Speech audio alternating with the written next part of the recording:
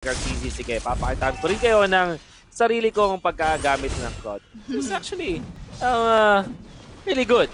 In a way, walang ganun kataas na lockdown din naman ang Signal Ultra Warriors. It could be instrumental sa pag snowball ng BREN EPRO if they do find the opening. But Uy! Kamuntikan na si Feudon. Who knows that backshot skill. Buti na lang nakapag-dash away siya into safety. But you know, that is good because it kind of really gives them time para magkaroon ng kahit konting gap. And the fact that both the Forza and the Baksha is poking the Cooper here onto the middle lane, again, it gives them space. It gives them space to rotate and get some economies dito sa turf ng BREN EPRO to deny that sale of resources. And speaking of deny, looks like Rhea might be cornered by two members of BREN EPRO right here, but Imba DJ is going to be in the vicinity as well. Masa-stun, but there's not gonna be any follow-up kasi you don't wanna enter in a very risky situation. Syempre, this is early game. You don't wanna give the casualty to either sides of the team. actually, wala pang casualty tayo nakikita. Signal Ultra Warriors are winning against Uy! oh no. Oy, but look at this with that damage coming in from Few and the Flame shot to finish it off, and Ling is going to go for that trade, and this is going to force BREN EPRO to back away. And Sujin actually is offsetting this dahil ang ganda no kanyang bag. I think that it's favored kay Sujin yung flash yung lane sa top. It's 1-1. Very early nakakita tayo ng mga heroes na nananalo sa 1-1 over the lanes. Okay, so again, that TZ and the Sams right here is just going to have some folks onto the bottom side, which is good kasi it kind of gave the Claude to get all of these resources sa ating baba. But right now, they are opting to take this turret and loving how they are harassing Dur right here sa baba. And Flap TZ with no hesitations to go in. Sis with Coco, good hiding spot right there onto the brush area para hindi na naman siya mag-pick off ng tatlong members na nasa top. But you have to take note, 3 members on top leave space for the objectives doon sa baba, in which what BREN EPRO is doing right now. So objectives will be coming first. Let's see if the contest is going to happen for Signal Ultra Warriors. Seems like Janus is there. Oh, who got the turtle there? The Thames will be taking down one member of BREN EPRO, not taking one, but taking two for their side. And look at this, EJ will be flickering out with a low break of health, but the Farsa is going to take him down. And this is actually looking pretty good for Signal Ultra Warriors. I'm not just sure kung sino ang nakakuha ng turtle doon, but regardless, the play coming in onto the turtle side really worked well for Signal Ultra Warriors. But ang magiging consolation prize na dito could have been Link. Buti na lang nakapatok sa terrain in the right time. So again, this is the ult that we are talking about with that amount of invulnerability window for the side of 1-1 taking down Coco. And this is not over though. They again, consolation prize for the side of BREN will be taking down their to at least the have this a 4-man situation dito sa baba. But so far for BREN, similar din siya kasi the Ultra Warriors having this early game is pretty good. So it leaves them giving space once more to Hard Easy to escalate further. Was EJ getting pummeled to my top lane? Oh no! Oh! What a flame shot! What a flame shot mula kay Few! Okay. Oh man. That was good trade coming in from BREN once more. So Imba DJ here is going to harass them by stunning Coco in the top side. Whilst 2 members of Signal Ultra Warriors will be here. No, it looks like I think Ling will be taking economy once again. Pero that was actually a nice trade coming in from the Selena. Mapagod na training. I wanna say, ang nakuha nung first turtle natin sa actually Janus, nakakuha siya nung retribution play na yun, was instrumental kung bakit ang taas ngayon ng economy ng Signal Ultra Warriors. Looking at their goal, they're 14.8, little bit ahead of BREN EPRO stage of the game. Okay, so Esmeralda here being pinned down by 3 members of Signal Ultra Warriors, but with the low break of manages to disengage Arrow. Matamaan si 1-1 dito, but is enough to dash away. And this forces now for BREN to go actually into the turrets. Will be disengaging the fight kasi numbers do matter. And Signal Ultra Warriors has the upper hand in terms of that. And you know what? The objective taking once again is going to be attempted by Signal Ultra Warriors who run away dito dito, and the Ling will be securing that turtle. Good secure coming out from Signal Ultra Warriors. Nakita naman natin kay FlapTZ, siya naman ay nag-push. I think that this is also important. Kung ang BREN EPRO ay hindi pa sila makapag-teamfight, kailangan nila mag-keep ng lane pressure. I wanna say sa BREN EPRO kasi yung kanilang lineup hindi ganun kaganda when it comes to early game and mid game teamfights. In fact, maghintay pa sila na makapag-farm talaga si CarlTZ na kanyang Demon Hunter Sword and Golden Staff para naman makalaban siya sa kanyang Signal War. So, they're just wait.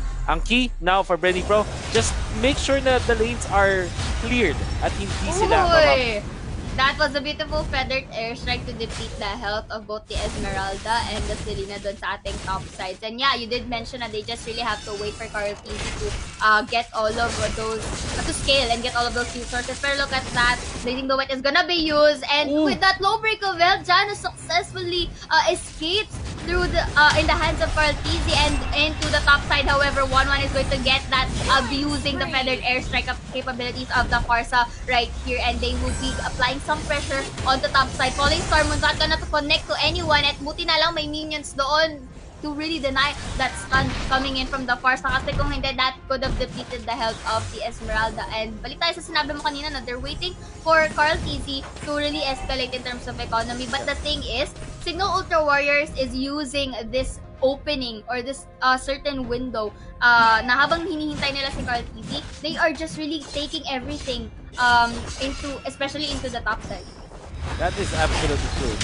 Kailangan nilang gamitin na lahat ng kaya nilang i-kill. Look at CarlTZ, so tanky! Okay, so Tempest Blade gagamitin to end the life of FlapTZ right here. But it's not yet over with that tower dive coming in. Will be taking a double kill, and the Cooper is going to have that shutdown dahil nga naman masyado siyang nag-extend doon sa ating towers. But no, this is not true for now for Signal Ultra Warriors kasi depleted ang health ni Coco at ni Selena. So this is going to give them another price of that turret. And 1-1 is just really gonna go in with, you know, really the aggression and just take EJ as well. BREN EPRO really losing these fights dahil yung Signal Ultra Warriors taking advantage of what you just said in combination to what is the nature of BREN EPRO's lineup. Hindi pa talaga kayo lumaban until such time na may Demon Hunter Sword at Golden Staff na itong si Claude. Tapos siguro second tank item for the Barracks. Doon na sila pwedeng lumaban.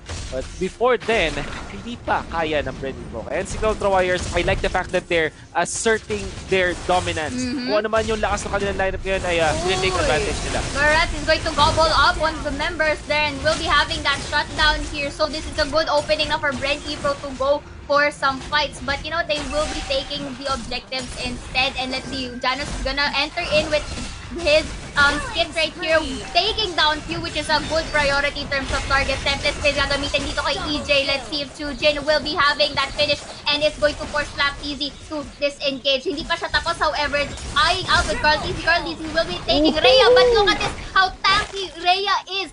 Enough for the 1-1 to go take that triple kill. At hindi pa siya tapos, the Barrets will be having that shutdown. However, this is good because the bounty that was with 1-1 is a nice taking for that Barrets. We can see na ngayon para sa Signal Ultra Warriors, nakakuha na din sila ng side lane no push. 5 turrets down para sa BREN EPRO. That's really nice. Sabihin na natin namatay si Chujin, pero bago siya namatay, naka-triple kill muna siya. That included the kill onto CarlTZ. Yes, na-shutdown siya, but the overall result for Signal Ultra Warriors ay napakaganda. 3 kills, tapos wala nang inner turrets ang BREN EPRO to my top lane and bottom lane. I think that's wonderful for Signal Ultra Warriors because lilit na ang mapa para sa BREN EPRO. Tignan mo si CarlTZ, nasasaktan na rin mula kay Rhea. Yes, indeed. Correct. Rhea is going to disengage. Pero magagawal up dito ni FlapTZ right here, feeding them down into the corner. Esmeralda will be taking it, but the Tempest Blade na gamitin dito into the inner corners of the middle side. But will cost them more amount of health, and 1-1 will just finish it off with the Cupra taking him down. FlapTZ is going to be pinned down here with the feathered airstrike, and a lot of CC coming in from the members of Signal Ultra Warriors. And I love it how Sujin is just utilizing 1-1 here, really being online and being taking down most of the key players of BREN EPRO. I like this. I like this a lot. Well, big push from Signal Ultra Warriors that hindi na sila mapipigilan. Ngayon, if you're looking at the BREN EPRO lineup, can they still really defend this? It's definitely difficult. Dalawa ang masabi ko na nasa 20% chance na ang comeback ng BREN EPRO. 80% Signal Ultra Warriors would just take this. Dahil dalawa na ang force na online ng Signal Ultra Warriors. Things as well as 1-1, they're good in the late game. For BREN EPRO, yes, they do have the Claude, but it's not gonna be enough against 2. Meron silang Barat that could be good. But the main thing na hindi natin nakikita sa BREN EPRO is that long range na wave clear. Yes. Maybe the only wave clear that they have right now na valid against the push of Signal Ultra Warriors is the Barats. Mabilis talaga ang wave clear sa late game ng Barats. Let's see how BREN EPRO can utilize that factor if they still want to win this game. Another thing that we have to consider is as well this Carl TZ is taking a bit of time in terms of him getting all of these economy, but you know that it is understandable kasi nga naman ang nagiging priority na Signal Ultra Warriors dito is basically him. Kasi they would want to eradicate yung any threat para sa Signal Ultra Warriors dito, and it's working really well for them kasi ina-abuse nila yung invulnerability window ng isang 1-1. So ayan na nga, the Lord is entering the base of BREN EPRO, so this is going to force them to actually heavily defend and leaves an opening for Signal Ultra Warriors to really take down this tower onto the middle side. So this is good defense, pero yan, feathered airstrike ay gagamitin dito against EJ Tempest Wave. Gagamitin, but look at this, Esmeralda will be protecting RTZ there onto the bottom side, but 1-1 will be destroying the turret. EJ with a low break of health still manages to escape. So right now, Imba DJ will be forced to back away then as well because you don't wanna get picked off by the members of BREN. And this is good defense actually coming from them. EJ, papasok dito sa ating tatlo. But you know what? They're not going to engage because if they went out too much or nag-overextend sila outside, the wave of minions is going to enter. So that is another opening for Signal Ultra Warriors. But being disciplined as they are, they know that they lack the numbers so disengaging is a better option. I like that Signal Ultra Warriors know and respect the defense ng BREN EPRO. Yung nawala si Janus, yeah, it's okay. Kasi naman ako sila kill bot, Jujin. Nice. Okay, but you know, that was the damage that Carl TZ just inflicted upon the 1-1. Dito na natin makita ay kung paano na magiging threatening si Carl TZ dito. And for the winning conditions ng BREN EPRO is that they have to position the Claude into the backlines and actually deny 1-1 from her being unstoppable, especially kapag ginagamit niya yung ult niya. So again, Flat TZ is going to bubble up if I'm mistaken, Imba DJ right here, trying to take down the mage as much as possible. Falling Storm, not gonna connect to anyone, so that they are a bit dispersed. So syempre, ang unahin nila dito is going to be the Barats na nahiwalay from the pack. And the Sarol EJ though will be taking some hits coming in from Jujin, but that is the ult of the 1-1. So it's going to, they're going to wait for that cooldown ng ult bago ulit sila pumasok. Oh, looking at BREN EPRO, losing Flap TZ, this is bad. Sinabi ko kanina, di ba, na wave clear ng BREN EPRO, it's gonna come from the Barats. Now, 19 seconds pa. And I think that it could be very easy for Signal Warriors to actually push bottom lane. Naipit si EJ dito na ating backside. Of course, Ding is trying to enter here, but it's not gonna connect to anyone. But the cost of this is that they were able to take down the remaining tower that BREN EPRO has. So all of the lanes are exposed. So again, they were able to give some time, or they were able to give some space para makapag-respawn muli si Flap TZ. But the cost of this is that they have to be very careful in engaging in team fights. Kasi if 1 or 2 casualties coming in from BREN EPRO, I think the game could be with Signal Ultra Warriors. Resurrecting soon. Important na ang items na nakita natin like RTZ, which is the Wind of Nature. I'm not entirely sure if Signal Ultra Warriors themselves have it. Siguro kailangan pa din na rin as the Lord is now available. Wind of Nature, guys, isang item na activatable normally ginagamit po ng mga carries because it gives you about it gives you 2 seconds of physical damage immunity. And Siyempre, perfect yan sa mga micro-HUD na mga cores natin. Siyempre, in that span of 2 seconds, talagang malaki ang nagiging ambag. And look at this. Rhea will be having at half health here. They will be deciding to disengage. 1-1 will be aiming for Kaltizi, but it's not gonna inflict so much damage at this point. Kaltizi, though, will be gobbling up, will be placing him in the pin, but you know what, thing is going to abuse that pack, and Esmeralda will be having the trades right here. Everything is going to be scattered for Signal Ultra Warriors. Sila ang napipin daw dito. Look at the counter pick coming in from BREN EPRO. At this point, it's going to force the link to disengage, and this is looking good because the comeback potential of BREN EPRO is starting to go online. We'll see if that will be the case. Few will go down. Actually, ako pa sila ng kill doon. And si Coco ay mabubuhay din. So that was 3 for 2. Oh, 2 for 2. 2 for 2. Pero yung Lord ay napunta sa BREN EPRO. At least, may buhay pa rin. Oh, no! Actually, from Signal Ultra Warriors right here. So, Blazing Doom is going to be with Kaltizi, but the link with that damage is going to kill him off. And look at this. Signal Ultra Warriors will be getting a game for themselves.